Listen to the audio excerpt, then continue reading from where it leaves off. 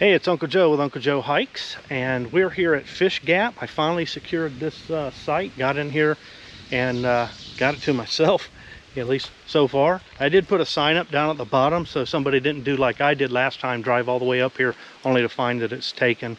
But yeah, the Duncan Ridge Trail comes right across here, and we're going to be heading backwards on it and go to Akin Mountain, go back to that overlook. We're going to do that tomorrow, and then on Sunday we're going to head back this way and head out to the Benton MacKaye. The weather looks like it's going to be good this weekend. There has been some clouds off and on today, and there's clearly been some rain up here earlier today, but it's clearing out, and that's good. So yeah, looking forward to it. It's a little windy up here, as you can hear, but I think it's going to be a good weekend.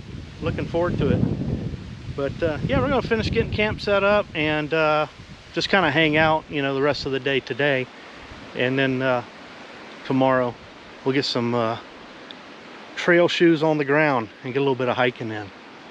Should be fun.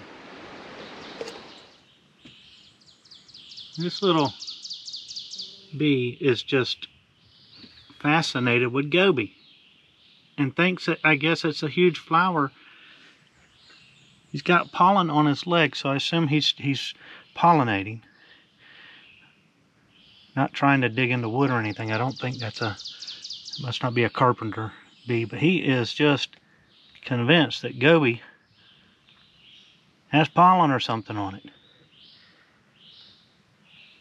I don't know. Well, the clouds keep coming and going. We get some sunshine and then it's back again. Clouds are back. But yeah, it's been pretty nice. It's cooled off a lot. I mean, a lot. It's probably barely 68. I'd say even colder than that, to be honest with you. But it's nice. That means that tonight will be chilly, and you know, anytime it doesn't get terribly hot is a good thing. So, but yeah, I've just been hanging out, getting ready to make some dinner. I think I'm gonna make brats. I brought some canned stuff, but I think I picked up some brats, so I think it's going to be some brats probably in the frying pan, not on the fire. I'm not going to make the fire till a little bit later because I don't have a lot of wood. Yeah, still just hanging around. It's really nice. It just cooled off sitting here in a chair and just, you know, just enjoying the sounds too. Lots of birds. This is what camp's all about, you know.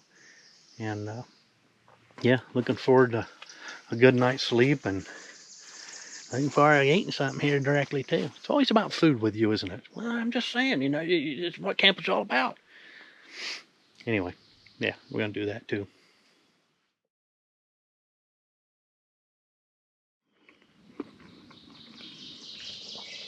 Sitting here enjoying a couple of brats. Pretty good. Some of you may have noticed that Kobe's gotten some tires. Picked up some, these are 32.8, so they're considered a 33.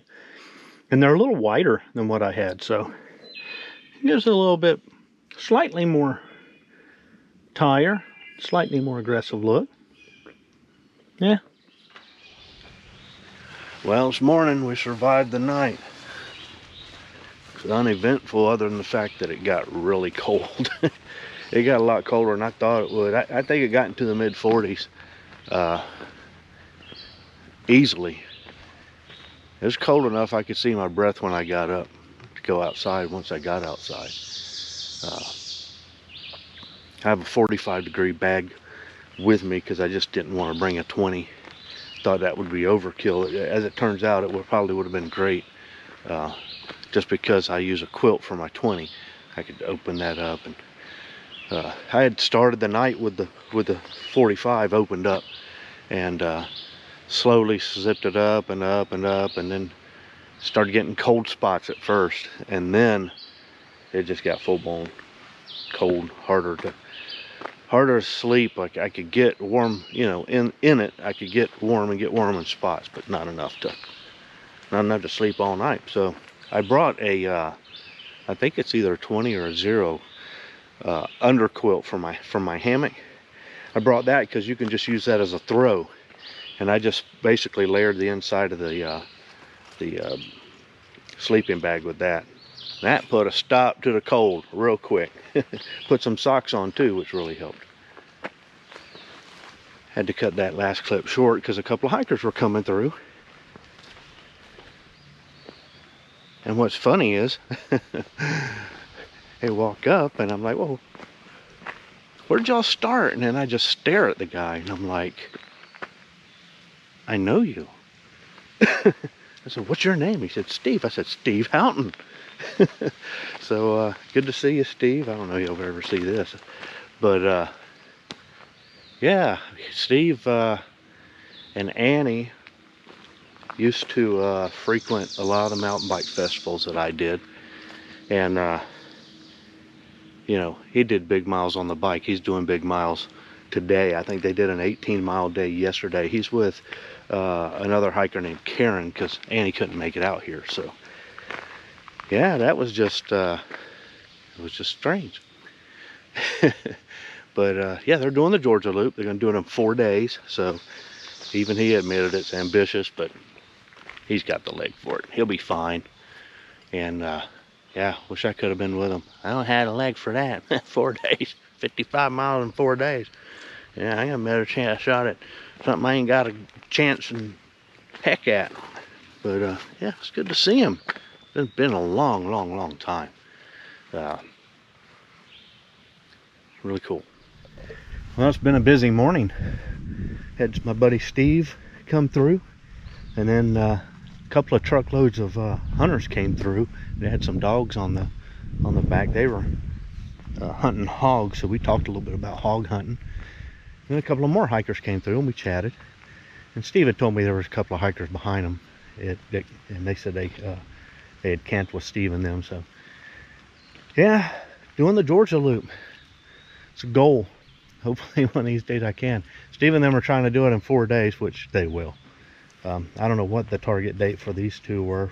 I think they were hoping to get 12 miles in today.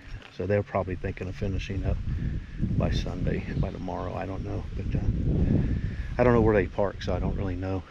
Yeah, we're getting ready for breakfast.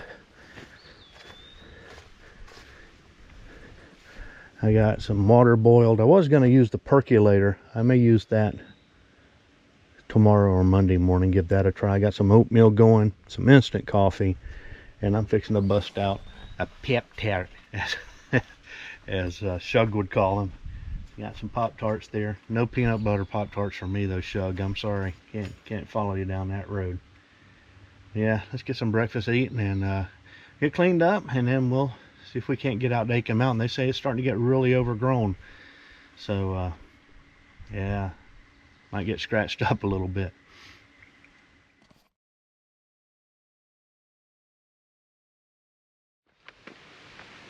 All right, we'll say goodbye to Gobi for a couple of hours. We make our way over to Akin this morning. I've been told it's a little bit growed over. We'll find out.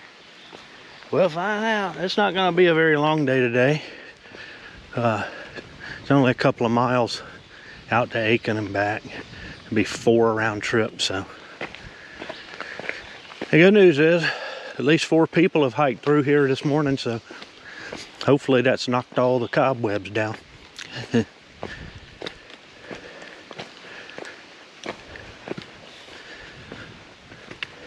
You can see where so much of this was burned. We generally have it okay with burn. We don't lose a lot. I say that because I've seen controlled burn areas that, you know, the trees survive pretty good, but not in this section here. You could see it took some trees out. Now they could have been already you know, really dry. It could have been a really dry year, and this may not have been a controlled burn, but some of them did okay. You can see it's pretty growed over through here. The hikers were telling me that they got scratched up pretty good. We're seeing some sassafras in here. You see some right here. some little laurel bushes. I think these are a variety of laurel. I'm pretty sure. I've seen them out before. They look very much like laurels, and I think they're maybe a shorter variety. I don't know, but somebody can correct me if that's not a laurel. I'd be interested in what it is. Anyway, moving along. I believe that's Clements right there. I don't know if it's knob or mountain, but I think that is our first proper climb. We got to get around that. And then Akin's on the other side. I'll put a no if I'm wrong, but that's what I think. Be fitting to find out. Getting pretty growed over through here, but we do have a path. I've hiked a whole lot worse, that's for sure. Lots of sassafras, as I said. I'm seeing a lot of it. Look at this. That's about our hair, about 5 foot tall. Another one over here, even taller. So yeah, there they are. Look at that. They're getting close to about 6 foot tall. Creeping on up.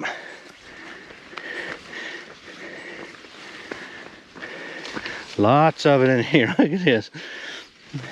I got a forest of sassafras. Pretty cool. So all of that growth, of course, made possible by the burn. But we're getting over here into some hemlocks and stuff, so that's good. They're hardy. They only took a few hit points, it looks like, down on their lower extremities here. Fire was unable to climb up these trees. And the trail's opening up a little bit. I imagine the needles that come off of these trees inhibit some growth. So it's nice to get a little openness in here. Get a break from all those weeds and bushes. As much as I like sassafras, it's still nice to get in here. It may be short-lived. Looks like we're coming to some more. Well, it was nice while it lasted. I got some needles here to hike on for a few minutes. And I thought there was a lot back there, and there was, but right here where I'm standing, everything that you see is a sassafras bush, except for that little guy there. I mean, all down this hillside here. Lots of it. Pretty cool. You get a little bigger, get some bark on them, you get some fillet. I think you can make fillet from the leaves too. Somebody can correct me. But that's what they make fillet from. And that part of the sassafras doesn't have the saf oil in it, and so it's not deadly. But the saf oil that comes out of the root, they used to make root beer and sarsaparilla and stuff like that with. They figured out if you gave enough of it to a rat, he'd die of cancer. So I don't know how much they gave them, but if I know those labs, probably 200 or 300 gallons. But still, it's worth not risking, I guess. Drinking. They speculate that many Indians probably died of cancer, and apparently it causes them to get cancer in their liver. So it's worth staying away from. And now we just use artificial flavors. Still, it's nice to pull the root up and, you know, you can smell of it. I'm sure you could probably make potpourri with it and be safe. I don't know. Anyway, it's kind of cool being in a field of it here. We're starting to get a little bit out of it as we get up into some other vegetation, but back there, boy, that's a hillside full of it. So we're on a big dog leg here. We're going to go out and make a big U, and then we're going to go up and summit that. We're still a good ways down from it too, but we got to go out here and make this hook. And it's not going to be terribly bad climbing until we come back on that hook on the other side of it. So yeah, it's going to be a little mean. It's nice The forest survived well over here in this area. So there's some undergrowth, but it's not as bad as it was back there. It's a little more stunted. So that's making for a little bit more open hiking. A little growed over, but not too much. A little scree field here. Big monolith.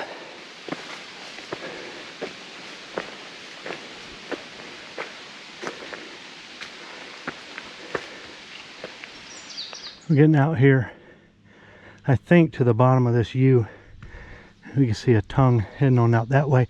And that makes sense because from back there, we could see a hump and then a little ridge that stuck out. So I guess we're going to cross over here shortly over the top of it and start working our way up yonder. Yeah, I got a little growed over down there. A little steep. Take a little break here in the shade. Steve told me when he saw me that this was probably about the last weekend you'll be able to hike through here just because of the overgrowth. I can see where this is just going to get completely covered up. It'll be very difficult unless somebody comes through and weed whacks it, which this trail is just so remote. You're not going to see a whole lot of that. But you will in places. All of this burn area, man, it just lets those things explode. They just, you know, that's new life. Opens up the canopy for them. You can see in the distance, far ridge, that's more or less the AT on that far ridge going to be traversing all of that as it heads north. And Duncan Ridge goes back and then tees into that. And of course, it goes out to the Benton MacKaye and shares that for a little while before it ends and forms the Georgia Loop. It's moist, it's not hot, but I'm getting hot just because the temperature's not cold enough to not get too hot. But it's probably not quite 70, but it's headed there. There's a breeze which helps. So anyway, we got to get up to the top of this knob and then down and then over to Akin, which is out of view over there. And a bit more growed over bushes to get through. That big tree, I got knocked over. But you can see green sprouting up on him. Like a prize fighter. He's at about the 5 count and he started getting back up. If he can get some roots down in there, he might be able to survive like that for a while. Maybe many, many more years. We're still hiking this brush.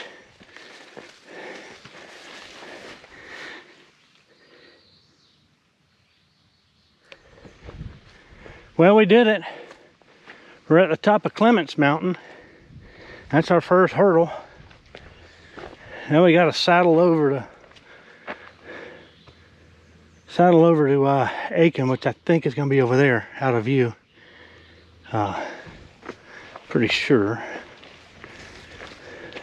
Yeah, it's not going to be this way. It's because we're going to kind of make a turn right here and work our way down into the saddle. I think we got about 300 foot to drop.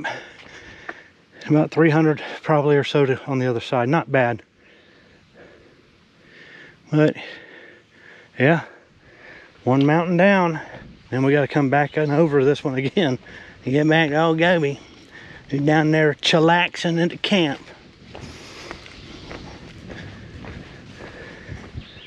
You could just see the side of Akin there, and that's what we're going to do, is come out and go right around the side, so we don't have to summon it proper as we learned when we were on the other side. So yeah, as you're coming down back there, you kind of go out on a ridge and start going down, and you get this sense that, oh, this ain't so bad, man, this ain't gonna be too bad. And all of a sudden you get to the end of that and whew, start dropping down, which is where I'm at now. It drops out pretty good through here. We got to get down into the V and start heading up the other side. All right, we're officially at the saddle. About 3,200 feet. A little bit growed over down here, but the path is easy to follow. So the camera won't really pick it up, but you can kind of see it get a little bit exposed over here. I think the trail is going to take us around, and then just around that edge right there. And then we'll just skirt around. I think the overlook's on the other side of that top of the knob. And we won't have to go right over the top, at least. It ain't bad enough what we gotta do. At least we'll have to do that. We got some woodpeckers back here. Got some in front. Got some behind. Pecking away. You can hear him. Give us another one. Yeah, there's a dead tree there that forks, and he's up on the right hand leg. You won't see him, but I can see him. There goes one right there. That's one of them. And there's another one over there. These are not the large ones. They make some noise.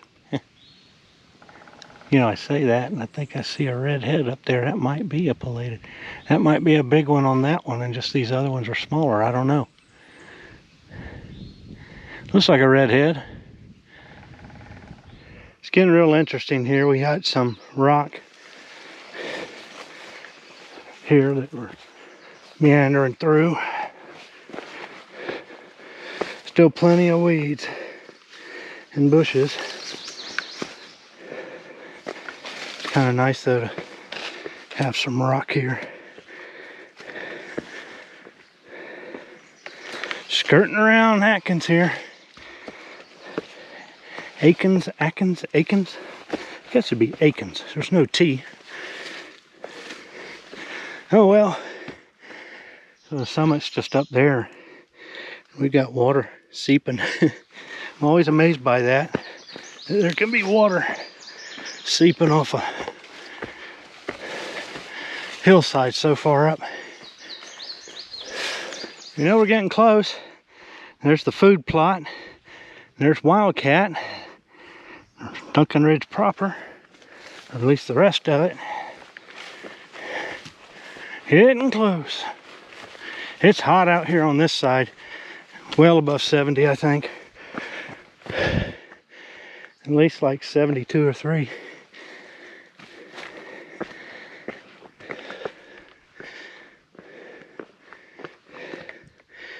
Alrighty. What a view. Beautiful. Everything's green now. You recall last time I was here, the tops of the knobs over there still had some small buds. Now they're ready to go. They're all done. Getting green. Beautiful spot though. This is just awesome.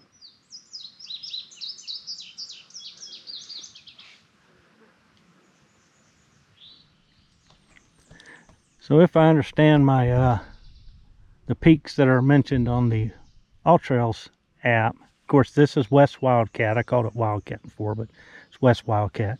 The next little slight double hump off from that is Buck Knob. And then behind that, in the foreground of the big point that you see there, in the foreground there is Buckeye. And of course the point at the very top there is Coosabald. And as you come off of Coosabald, just peeking over Buck Knob is Wildcat.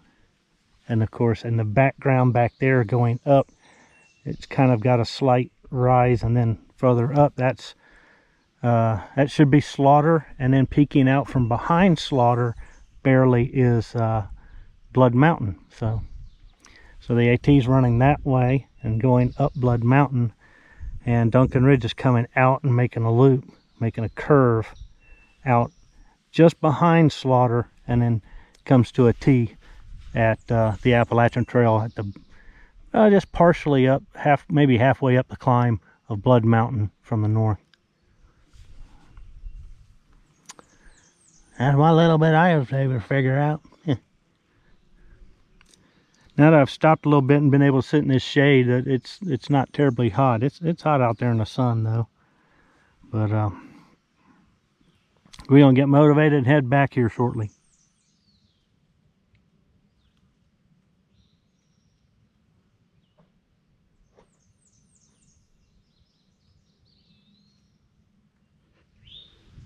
I don't know if the camera picked it up, but you can see some red in there, and there's even more back up here behind me. There's a lot of fire pinks here. Got a picture of one right back there, actually. Quite a number of them through here. It's kind of cool.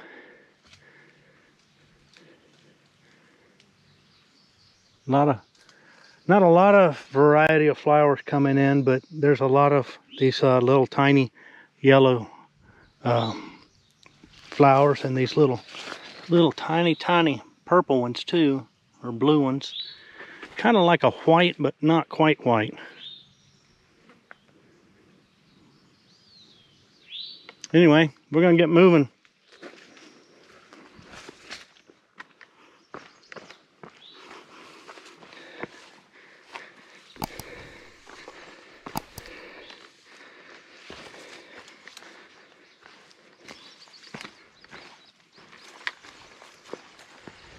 We're back on Clements. Now we got all that overgrowth. Snake our way through. Well, we made it off Clements through all that undergrowth. Now we're kind of in a little bit more open forest here. When you have a canopy, the growth is a lot more stunted. So thankfully we have a canopy. Working our way down. We keep making our way along this side slope. And we got to go over there to Fish Knob, which we can barely see through the trees, and skirt the side of that. Get down to Old Gobi and have some kind of scat. A little old, don't know what it is. So everything on the south side of this ridge is wildlife management area. I think I mentioned that before. And so there's a good bit of hunting that goes on that side. That's the Cooper's Creek Wildlife Management Area. So I took a little break. Make a little love. No, we just took a little break. Took a little break on that rock. And we did not get down tonight because it's not even night. Anyway, we've got exactly half a mile according to the GPS. Just kind of felt like sitting down for a minute. Not terribly tired, but I am a little tired. So a little bit of climbing today, but good stretch for the legs for tomorrow. So it'll be double the mileage tomorrow. Yeah, we got to push through some brush here, get back to camp. A lot of this ground cover, I believe that's the type that turns purple when it's cold. It looks like it. Ain't green now. Yeah. Well, we're back at Fish Gap. This probably be, I don't know, 3 hours. Not bad. What you gotta do the rest of the day? Chill. There's Old Gobi waiting patiently. Hopefully nobody broke in and got my wacky packages. I'm gonna sit down and relax today and flip through those. Well, we touched base back there again on Akin Mountain. So tomorrow we'll continue on the Duncan Ridge Trail out to the Benton MacKaye. But we're gonna relax now, get us some lunch, and chill.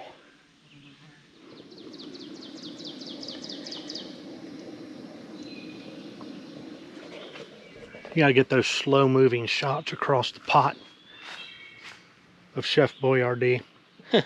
Yeah, hey. I could gourmet chef it, you know. Well, okay, not gourmet chef it. I could half-bake chef it and make something really nice, but open a can, you good to go. Already had some Doritos. Yeah, just hanging out here at camp. Got cleaned up. Took a little sponge bath. Had some cyclists come through here. Moto, as in enduro motorcycles, come through. They had come out and were looking for just stuff to do. They climbed up to the top of Fish Knob there on that double track, and I came out and was like, hey, no. They're like, the little boy said, we're lost, but the two guys said, we're not in a hurry to get out of here. We just, you know, they were just looking for stuff to do, really. So I told them about that double track that goes down to the road. So they said, hey, let's go check that out. So, you know, hopefully they made it to the road. I told them I never did see where it came out, so I don't know where it drops out. But they went to go see. So, yeah, looked like they're having a good time. I'm having a pretty good time. I'm chilling after the hike and just kind of hanging out. It's been nice and sunny today. Hopefully my wood's gonna dry out enough that it'll actually burn up good tonight. We'll see. If it don't, I'm not terribly worried about it, other than the fact I spent 20 bucks on wood. Oh well. But yeah, let's sit and chill like around camp, make us some lunch, and just hang out and relax. Let the legs recuperate from those climbs today, and then hopefully tomorrow. 8 miles should be fun.